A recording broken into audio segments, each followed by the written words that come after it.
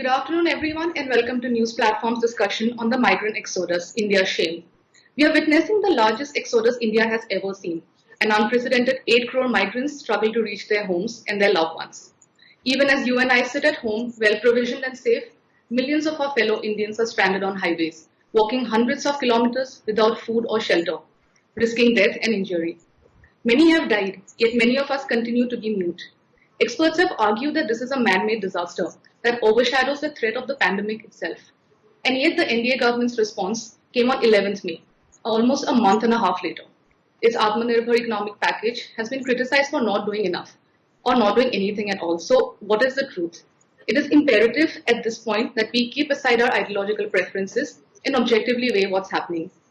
So today we are privileged to host K. Raju sir, former Secretary, National Advisory Council and currently with the Congress Party, Nikhil Deji, noted activist and editor of We the People, and Seema Mundali ji, faculty at Azim Premji University and columnist. Nikhil sir, I'll begin with you and I'll start with a controversial question. There is a sense, especially amongst the better off people, that the migrant crisis is not our problem. It's rather unfortunate because I feel like it is our problem as well. So in this context, do you think that the migrant crisis is India's problem? And why and how do you think it will impact India's economy and society? There's nothing very controversial about it. It's just very straightforward. The better off people are better off because of all of those who are now walking home. They're better off because they were the backbone of this particular economic growth that we've seen over the last 30 years. We just did not care about what conditions they were working in or where they were working or what their numbers were. And that is obvious that that attitude continues even now. It's not everyone that is held under that attitude, but by and large our ruling class. So it is the government certainly to blame, but I think it is all of us who have not ensured that laws were followed. And we now watch that in the lockdown also, we were, as you said, very comfortable in our homes, but these were people who neither benefited from, they actually suffered greatly because of the lockdown, but they did not benefit from the lockdown in terms of managing any kind of physical distancing. And in fact, as they are now going back, they are being once again discriminated against as saying that they are carriers now and super carriers of this virus. So in every way, they have been mistreated. It is terrible what's happened. It is human suffering on an unprecedented scale. And I think this country has to hang its head in shame, but it better do something even now. And that's otherwise what has been happening has been obvious. And there is no question at all that when we are talking about an economic recovery, it cannot take place without the full equal participation of all the people who we have so badly mistreated over the last 2 months. And we will pay a very heavy price for what we have done. Right, sir. So clearly the migrant crisis is India's problem and the government has not done enough. It needs to do a lot more urgently. So Seema ma'am, coming to you, a government press statement recently stated that only 150 Shramik trains for migrants are running currently, even though they plan to increase more. And only 15 out of the 8 crore migrants have been transported to their homes so far. So at this rate, it will take us almost 3 months or more to transport all migrants home. And this is assuming that 300 trains are going to run non-stop. So why do you think the government is not being able to speed up things? Yeah, hi, good afternoon. I just wanted to clarify that while I am a faculty at APU, I am here as a volunteer with the Stranded Workers Action Network. And what I'll be talking about is as a part of this network in which there are a lot of us involved. So to answer your question, why is the government not being able to speed this up? Well, that's something that we have also been asking. But see, every crisis requires to be resolved using good information, clear communication, and pulling together all resources with the center coordinating with the states. But this isn't happening now. Right now, the center nor the state have any estimates of how many migrants would want to go back, how many have returned. And what we have to accept also now is that increasing capacity of trains, increasing the number of trains, running buses, etc. is not going to stem this exodus that is happening. So to look ahead, there could be 4 things that we could do, and as this is the recommendation that SWAN has also given, as an immediate measure, for the government to, since they cannot now think of transporting all these people back, they should ensure and bring about measures that will help them, alleviate the suffering that they're already going through. So we were looking at 4 kinds of measures. One is to have an immediate cash disbursement. This is one of the recommendations from the SWAN report of 7,000 per month for 2 months. And if we calculate, it comes to, if you look at the 85% cutoff of the poor and vulnerable households, this is about 30 crore households. And with 7,000 per month for 2 months, this cash relief will come to around 4.10 lakh crores, and it is an amount that the government has to commit to spending. This is needed now if it has to stop this kind of exodus. And what it can do along with it is, of course, restarting work, but with worker protection and not the dilution of labor laws that many states and center have come ahead with. Other thing that they could do was to look at an urban employment guarantee scheme. So Orissa has introduced one as a COVID response. Kerala already has a pre-existing scheme. And for those en route who have already left, they are not going. We have treated them so badly that they know that if they stay back in the cities, they will die. They know they will die when they are walking. They know that they're going to die when they reach their villages. Yet they have taken this decision to walk. So for those who have started moving, provide shelter, food, and enable transport from different states. Don't make rules about passes. Yes, you must have health measures in place, but please don't, treat them so inhumanly that you stop them arbitrarily in borders. You beat them. You don't give them information about where they can book tickets, registration, etc. So overall, there needs to be a lot of coordination. The government needs to do these 4 things, and also be a little more humane in the way they have so far handled things.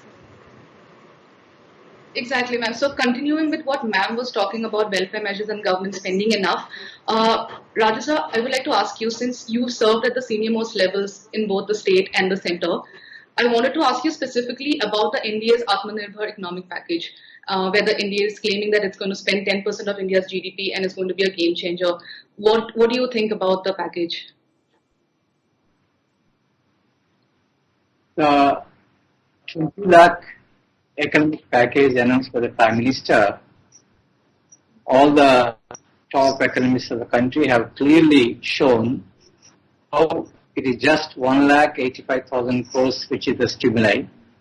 The rest is only a kind of a credit. So that way, I would say this economic stimuli package doesn't stimulate any economic growth. Particularly the micro, small and medium enterprises will not be able to restart. And with all the migrant workers trying to go back to their home districts, there is no way we'll be able to restart the economy. So the most prudent thing for the government is to create a level of confidence among all the migrant workers that if they stay back where they are, they will have access to minimum wages at least for next 2-3 months by way of cash transfer, and that they will be able to get employment. Unless the government is able to provide that kind of a confidence, this kind of a misery will continue for the next 3-4 months. I don't think that government will be able to ferry all the 4-5 crore laborers by deploying 300 trains on a daily basis. So what is most reasonable for the government to think is how to create confidence among the migrant workers that if they stay back, they will have no problem for their daily requirements. For that, they must have cash in their hand. That is why Congress party and all the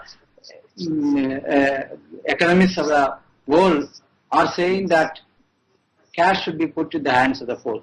Unless that happens, there is no way of economy triggering. Right. Seema, if I can come back to you again for a minute on this, because you spoke specifically about welfare measures and the recommendations that you had suggested.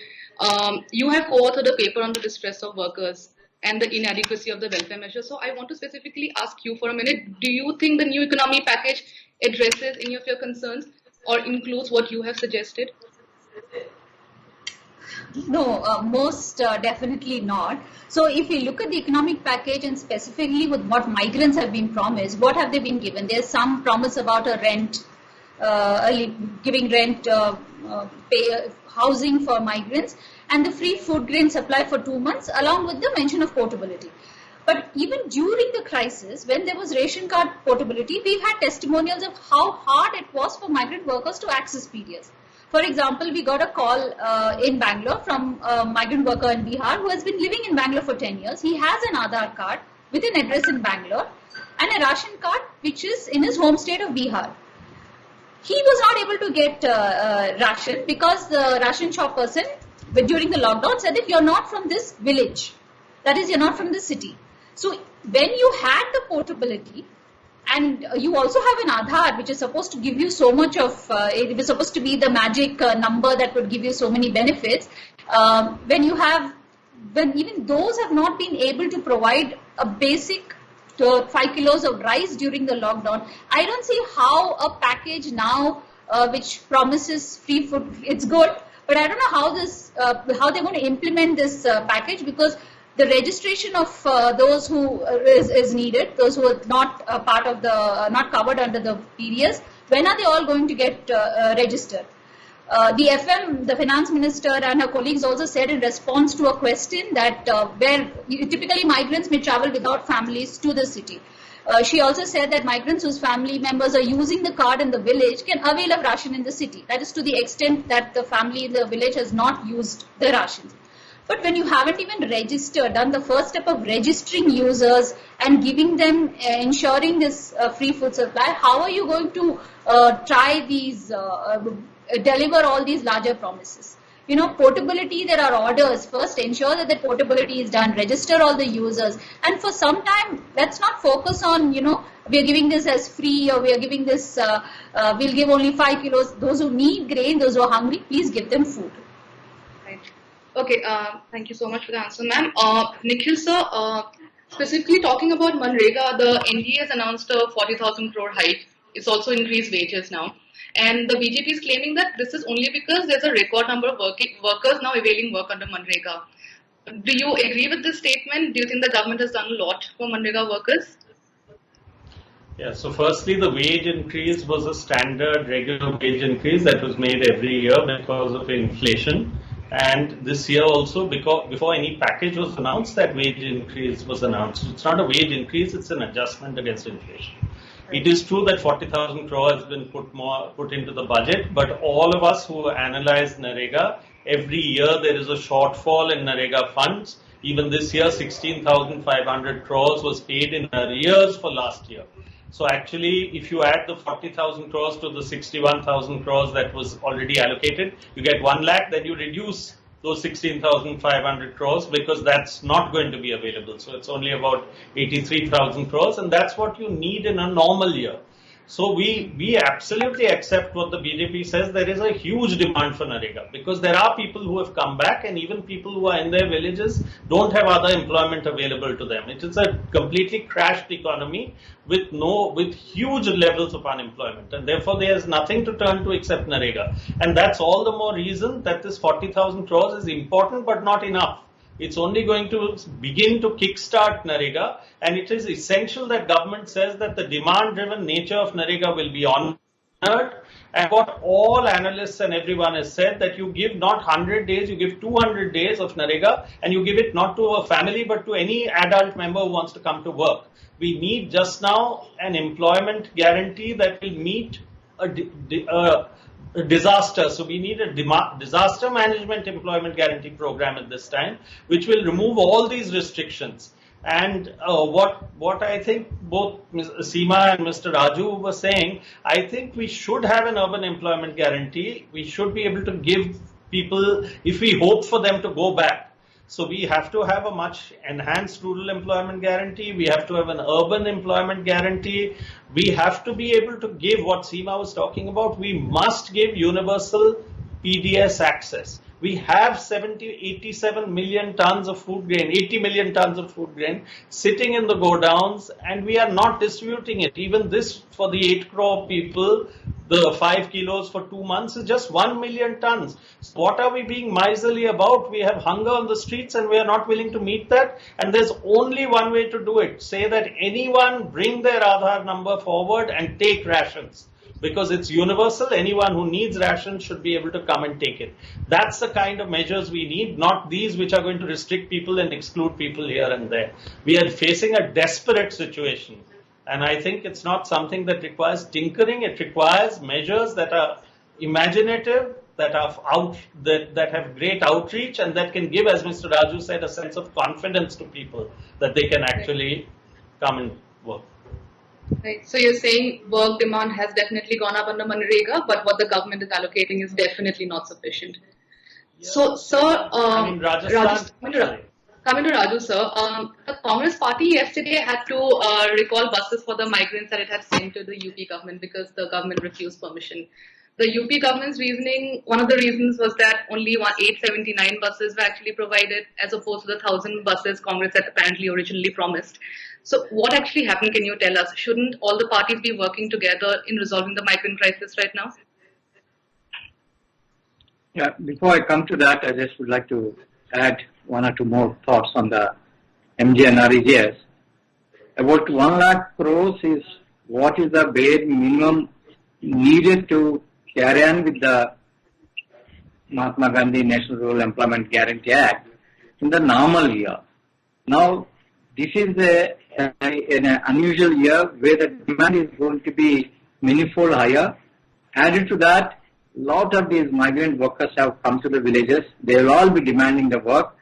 So, this 1 lakh will not be able to meet the demand of even 1/4 of the labor who are going to demand the work. So unless the government increases the MGNREGS allocation to at least 3 lakh crore rupees, there is no way they will be able to respond to the labor demands that will be coming in the villages from the rural labor and also from those who have come to the villages from the urban areas. That is one. Now second, coming to the UP episode, it is very, very unfortunate that the state government has taken such a partisan view looking at the political issues before them. Than feeling for the labor who are really stranded, thousands of them. It is an occasion where all the political parties, particularly the party in power, should take all the parties into confidence and work as a team and alleviate the severe pain the labor are going through. It is unfortunate that thousands of the labor are made to stand, made to wait for the buses. Buses have come, but just for petty politics, these buses have been asked to go back. It is very unfortunate. It doesn't really show that we are really concerned with the pain of the laborers. Right. Nikhil sir, I wanted to ask you specifically about UP and MP governments deciding to scrap labor laws. Are we starting, as a nation, are we starting to treat our migrant laborers as dispensable? I mean, there is absolutely no other justification as to, the government has given the reason of economic growth, but otherwise scrapping 35 labor laws almost through an ordinance for a period of 3 years. Isn't this also a violation of Article 23 of our Constitution, which is forced labor? It's a violation of many parts of the Constitution. It is, the scrapping of labor laws doesn't just affect forced labor. It is, of course, forced labor, and it doesn't just concern migrant labor. It concerns all labor. In fact, It is taking us 100 years back in the struggles of working people to have an equal right, constitutional rights, which have been written into our Constitution in other ways. It affects the right to assembly. It affects the right to organize and associate with one another. It affects minimum wages. It affects your right to an 8-hour working day, which was the first right that was fought for, around which the whole idea of May Day and Labor Day came about. It affects your number of how many workers can work in one place and get facilities. It affects everything across the board. And it'll affect you where you are sitting, and it'll affect people far beyond what we think of as labor. It affects all working conditions of human beings. So this is something that is abominable. It's absolutely one more reason why people are not going to come back to work.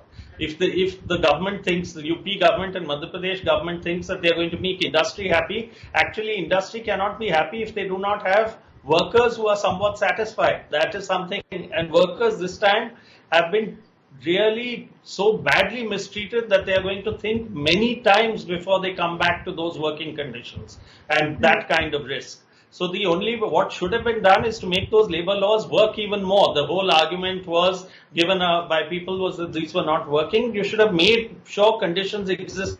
The Interstate Migration Act worked. You should have had conditions under which every one of those labor laws was actually functioning so that people had proper rights and that they could have a sense of confidence that they would be able to access their rights.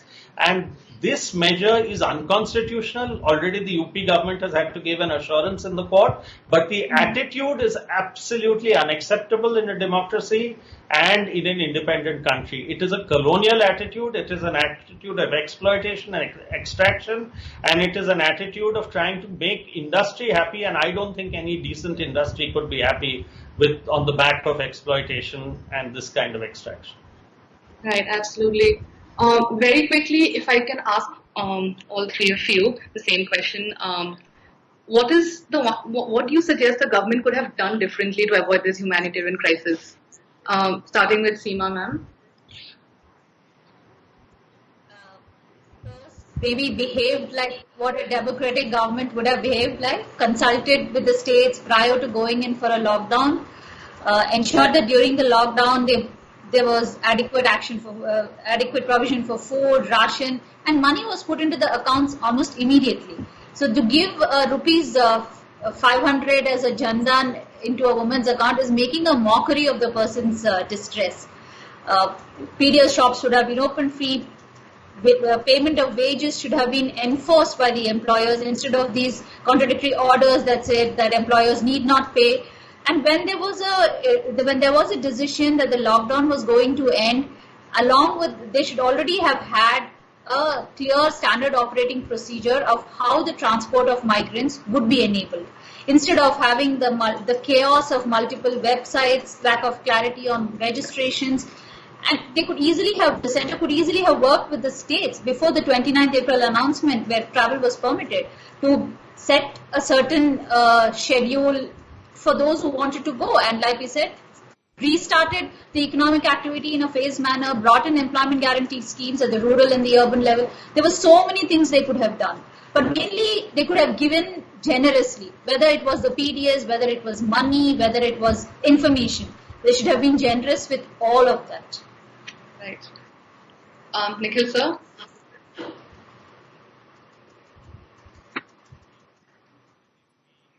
Thought that we will do with other.